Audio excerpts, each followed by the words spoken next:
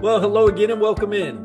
Wherever you are today and wherever you're listening from, I'm so happy to have you over to feast upon God's Word together. Get your plate ready today and take a seat. It's the 44, which is Matthew 4:4. Man cannot live on bread alone, but by every word that proceeds from the mouth of God. Let's eat. I'm still your host, Jed Yancey, and every day around 4 or 5 o'clock for the last 8 or so years, roughly, of living where I live, I hear several of these a day. So sometimes it's just a quick one.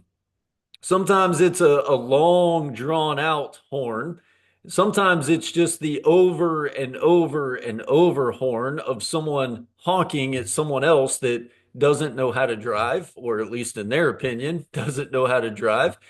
And on some occasions, the honking doesn't stop until all the way down the road when they're far enough away to where the distance between me and the honking, them, is the thing that drowns it out.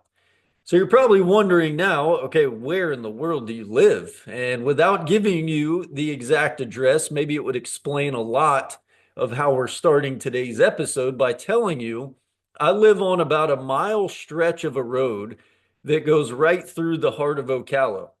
And on this road that I live on, my section of this road, it has three roundabouts. But you see, it's not really the roundabouts that turn people into really bad drivers or turn drivers into angry honkers all the way down the road. It's really not that. What I think it is the yield sign. Like maybe because it's that I live on a road where there are four yield signs at every one of those roundabouts that I know the rules on the yield sign. But if you don't know the rules of that red triangular sign with the word yield printed on it, let's start right there. Because a yield sign is one of the most important traffic signs and signals on the road. And its purpose is to indicate to the driver that as they approach that sign and that intersection, they need to slow down and they need to yield to oncoming traffic or maybe even pedestrians. Now, this one may really blow your mind. Not really, and probably not if you've ever driven down my road. But most people pay no mind to that part of everything this sign means and should indicate that as you approach the sign in the intersection to slow down. Instead, the reason for most of the honking that I've not only witnessed for myself and could also assume is the case when all I hear is honking from the backyard is that someone has just blown through that intersection, blown through that sign in that roundabout, no matter the oncoming traffic or the traffic that's in the roundabout at that moment, because it's not a stop sign. It's also not a red light, which, yeah, makes it different and does make it okay to blow through it when there's nobody waiting and there's no oncoming traffic. But here's the real kicker with this yield sign, and that is what this word actually means. The word yield means to concede. It also means to give up the right of way in driving or give an advantage to someone else. And more than anything else, my assumption is that this is the part of most people's driving tests that they took a long time ago that maybe they didn't pay a whole lot of attention to when it came to the vocabulary portion of the test. But you know, in prep for what I was going to say today for the 44, I started to think, I wonder if we took 100 adults and asked them to give us a definition of the word that is our 44 today, yield. How many would be able to do that? You see, unless I'm crazy and way off, which is okay, I would say that that number is really close to 100% of people. And maybe if it's not 100% of people, it's got to be really close. And maybe one of y'all can run that test, tell me how it goes percentage wise, and let's see if I'm right. But I guess what I'm getting at here is that if nearly 100% of drivers know what the word yield means, and also know what the color red should indicate while driving, then why so much honking? Why so many angry and aggressive drivers? Now, the root of the problem, in my opinion, maybe you remember the lyrics to this song that are oh so true, is that I'm in a hurry to get things done. I rush and rush until life's no fun. All I really got to do is live and die, but I'm in a hurry and I don't know why. You see, in my mind, the root cause of the honking and of the aggressive driving and the bad drivers in general is that they're in a hurry. They're in a hurry to get home. They're in a hurry to get to work. They're in a hurry to get the kids. They're in a hurry to get food on the table. We're all in a hurry to get things done. And as this song lyrics go, we rush and we rush and we rush until we get to a point where life is not only not fun, but I'm caught up in this world where my world is all about the rush of the next thing. I just finished up a book called The Ruthless Elimination of Hurry, and it's an awesome book, by the way. And it's got so much in there that I would love to make full on application of my life, much of which we'll talk about in our next few episodes as well. But those applications to my life obviously require some major changes because of the way our population of people goes and goes and goes and hurries and hurries and hurries. And so, the one suggested point of application in the book that I want to share with you today for us to eat on is this.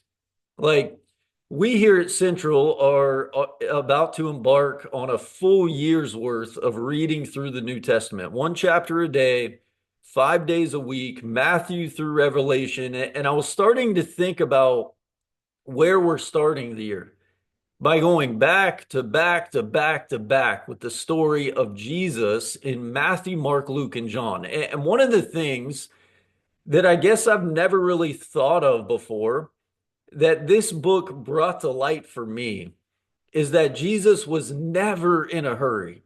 And Jesus was the master yielder. And here's the shocking part is that even though he was never in a hurry and he was the master yielder, he got a lot done. So much so that if you'll remember at the end of the book of John, he writes that if everything Jesus did was recorded, you couldn't find enough paper to write it all down. Like that's a lot, right? So, how did he get so much done? How did he accomplish so much? And yet, he wasn't in a hurry like we are today. He was constantly giving up the right of way to people he encountered. So how did he get so much done? It's crazy, right? Like if you just take a second with me and consider with me, just based on what you know about what Jesus' day-to-day life looked like and how often you see him come across someone he was about to heal and he said, wait, before I do this, I got to go over there first. Or wait, let me run to the grocery store. Or maybe filled that moment with, someone coming to him and he says, I'm happy to pray for you, but I got to go. Like it wasn't like that. In fact, when you look at Jesus' life, there is this one situation that this book I read brings up that I've never thought about in light of what we're talking about today. And the story is in John 11 and is a situation that would not only make me get up and go, but would cause every one of us to drop what we're doing and go into hurry mode. In John 11, we read the story where Jesus' friend, whom he loved, Lazarus, was sick. And the Bible tells us that this wasn't just any old sickness, because what we learn is that he's about to die. This sickness that he has is going to result in his death. Lazarus' sisters, Mary and Martha, send word to Jesus about the situation. And what follows all of this is one of the most odd responses to a situation that Jesus was in all of the Bible. As we read in John 11 and verse 6, that when Jesus heard that Lazarus was sick, he then stayed 2 days longer in the place where he was. So one of his best buddies is sick. It's a life or death situation. what would you do? Now, it sure wouldn't be this, right? I wouldn't stay where I'm at for 2 days. I'd be on the first flight out of town to see him. I'd pack my bags, I'd get in the car, and I'd head out in a rush and in a hurry to get there. How about another one, though? One you probably know well. A man named Jairus comes to Jesus begging him to heal his 12-year-old daughter. And if you know that story from Mark 5, you know that while Jesus' response was to go off with him, that it's all interrupted by a woman who had a hemorrhage for 12 years. And Jesus doesn't seem to be in much of a rush at all to get to the person who asked first, Jairus and his daughter. And while I've read that story many times, I've even preached on it before. I've never looked at it from the standpoint of how Jesus would not let anything or anyone rush him into the next moment or rush him away from slowing down and giving up the advantage or giving others the right of way. In that story, it's almost like everything stops. And these aren't outliers either. Like, think about how many times he's interrupted.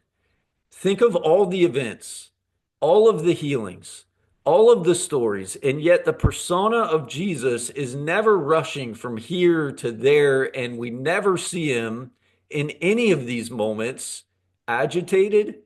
We never see him annoyed. That is, of course, unless we look at him with the religious leaders of his day. But like, even though his schedule is slam packed and he's constantly moving and there's traffic all around him, as is the case with this bleeding woman, he doesn't blow through those moments in a rush. He doesn't run through these moments in a hurry. And so, my question to you today is, how did he do it? How in the world did he accomplish so much? And yet he was never in a hurry because, in my mind, the only way to get a whole lot done is to rush and hurry. You see, we're the complete opposite. When I feel like I'm being pulled in 80 different directions, and you can forget 80, maybe let's just say two. When I'm pulled in two different directions, and I got people all around me, and there's traffic, when I get pulled that way, and you add in there something that is off script, something that's an interruption, my day is done. It wrecks it. And if it doesn't, at the very least, it all becomes about me. And the day plays out on my terms, yielding to nobody. And it's not just in that moment either. It has an effect on me for the rest of the day, maybe the rest of the week. I'm bothered, I'm frustrated, I'm agitated, I'm all the things. Slow down, you can forget that. That's when it's time to forget the right of way. That's when it's time, in my opinion, when those things happen, to bully my way through the roundabout. But when we look at Jesus, that's not him. And so, again, let me ask our question today. How did he do it? And I think as we look at his life, so much of his life and how he did it can be best summed up by this one word, yield. There's so much in that word: to concede, to give up the right of way, to slow down. So, first and foremost, for your 44 today, I think what's most obvious is we see Jesus yield, not just for a moment and on a moment to moment basis, but his entire life was yielded over to God the Father. We know that, which, like, when you consider his life from the beginning to the end, forget the in between. If you start when he's 12 and his parents are in a hurry to get back to a lost little boy and get back on the road and find him and get back to going where they were headed, so they thought. Remember Jesus' response to his parents there? Why are you looking for me? Did you not know that I had to be in my father's house? And that's where they find him. You fast forward to him in the garden, perhaps the greatest show of this word yield in Jesus' life, as we see him in prayer, knowing what lies ahead. If there's any other way, I'll take it, God, but not my will. Your will be done. In essence, God, I yield to you. The second part of your 44, as though the first part isn't hard enough in a lot of cases, because I have a hard time bending my will towards God's and yielding to Him, even to the point sometimes of creating space for Him is a problem. But here we go with this one, because the other way He did it that's so visible in the story of who Jesus was and his day-to-day interactions was through those dealings with people. He never blew through moments with people. He never lived life in fast forward or in the fast lane. And because his love for people was his top priority when it came to people and the many encounters he had with people, what did he do? We see him slow down. We see him slow way down. We see him give up the right of way and serve them and heal them and wash their feet and forgive them or touch them or love on them or teach them, ultimately to the point where he conceded his own life for mine. I can't help but to think that we are all moving into that season of our lives, like it's a couple days away, where it's busy and it's fast and we're in a hurry to get things done. But then at the same time, it's also that time of year where we start thinking of, resolutions and adjustments and things we want to change headed into the next year. And I know for me that one of those things I need to adjust in my life and I need to resolve to do is to yield, to slow down a little bit. Like Jesus put on display everything that this word, and in turn lived a life that was completely unhurried. So much so that if you really think about it, like when he began his ministry and he started to preach, he waited 3 decades to preach his first sermon. And after one day on the job as Messiah, he goes off into the wilderness for 40 days to pray. Personally, as I think about everything I'm sharing with you today, I just wonder if Jesus could come back right now and speak to me and talk to me here today and to whisper in my ear a few words. If what he might say wouldn't be, Jed, guys, y'all, listen, I need you to slow down. I need you to slow way, way down. You're moving too fast. You're in too much of a hurry. And in the process, you're missing so much. You're trying too hard. You're rushing here and you're rushing there. And if you would, but just slow down and look to me, you're in a hurry and you don't even know why. Slow down and slow down enough to yield to God the Father, yield to your brothers and sisters, and yield to man in general. Let me add one last piece here as we close because I really want this to be a part of who I am moving forward. And it's really counter who I am, waking up early, ready for the first thing, and then the next thing, and then all the things. Like I wake up and I'm like, let's go, let's get to it. Let's be on time, which for me isn't just on time, but really early because going back to the roundabouts and the yield signs on my road, every now and then when I'm driving, I'll get a car behind me. Usually it's always the trucks for some reason that have been right behind me down my road.